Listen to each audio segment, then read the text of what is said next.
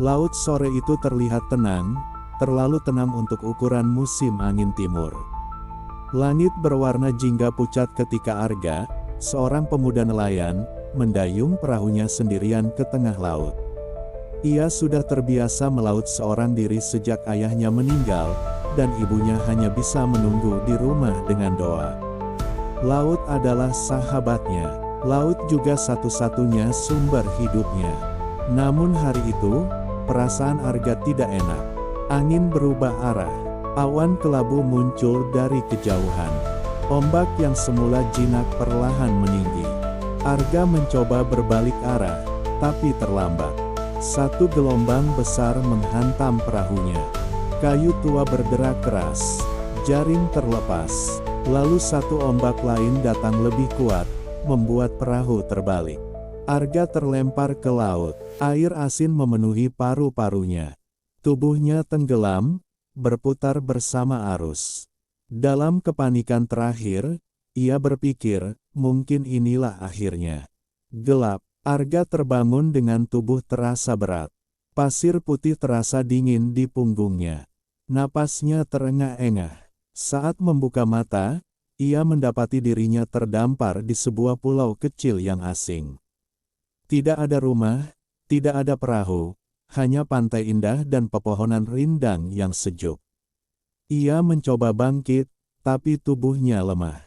Jangan bergerak dulu. Suara itu lembut. Seorang perempuan berdiri tak jauh darinya. Rambutnya panjang berwarna hitam kebiruan, kulitnya pucat bersih, dan matanya bening seperti air laut di pagi hari. "Aku, siapa kamu?" tanya Arga pelan. Perempuan itu tersenyum tipis. "Namaku Naya." Hari demi hari berlalu. Naya merawat Arga dengan penuh perhatian. Ia memberinya air segar, buah-buahan, dan ikan bakar. Anehnya, semua itu selalu tersedia, seolah pulau kecil itu hidup untuk memenuhi kebutuhan mereka. Pulau itu sunyi, terlalu sunyi. Arga mulai menyadari keanehan. Naya tidak pernah terlihat menyentuh laut saat ia terjaga. Setiap kali Arga tertidur, suara ombak terdengar seperti nyanyian lirih. Hingga suatu malam, Arga terbangun dan mendapati Naya tidak ada di gubuk kecil tempat mereka berteduh. Ia mengikuti suara air. Di bawah cahaya bulan, Arga membeku. Naya berdiri di laut, tubuhnya setengah terendam, dan dari pinggang ke bawah, bukan kaki manusia, melainkan ekor ikan berkilau keperakan. "Aku Putri Duyung," kata Naya pelan, tanpa menoleh. "Aku melanggar hukum laut demi menyelamatkanmu." Arga tidak takut, ia justru merasa hatinya hangat. "Kenapa kau menolongku?" tanyanya. "Karena aku tidak ingin kau mati sendirian." Cinta tumbuh di pulau itu, perlahan dan sunyi. Namun cinta itu terlarang. Naya menjelaskan, kaumnya tidak boleh mencintai manusia. Jika ia memilih Arga, laut akan mengambil sebagian jiwanya. Jika ia memilih laut, Arga harus pergi dan mereka takkan pernah bertemu lagi. "Aku memilihmu," kata Naya akhirnya.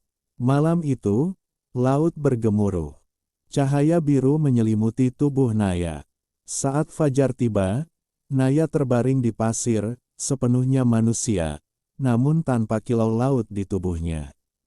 Arga membawa Naya pulang ke desa. Mereka menikah sederhana. Hidup mereka tidak mewah, tapi penuh kehangatan.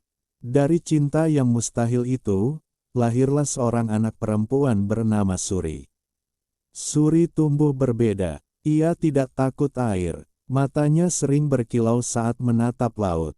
Ia bisa merasakan perubahan ombak bahkan sebelum badai datang. Setiap malam purnama, Naya duduk menghadap laut dengan air mata jatuh tanpa suara. "Hukum laut akan datang," bisik Naya suatu malam.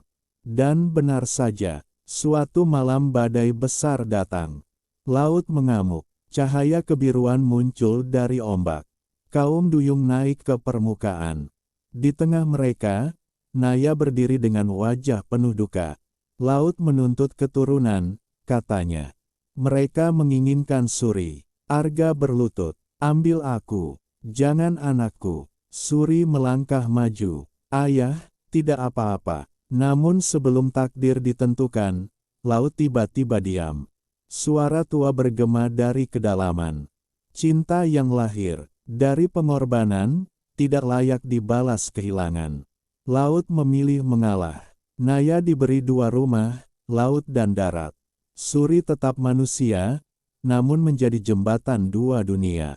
Badai tak lagi merusak desa.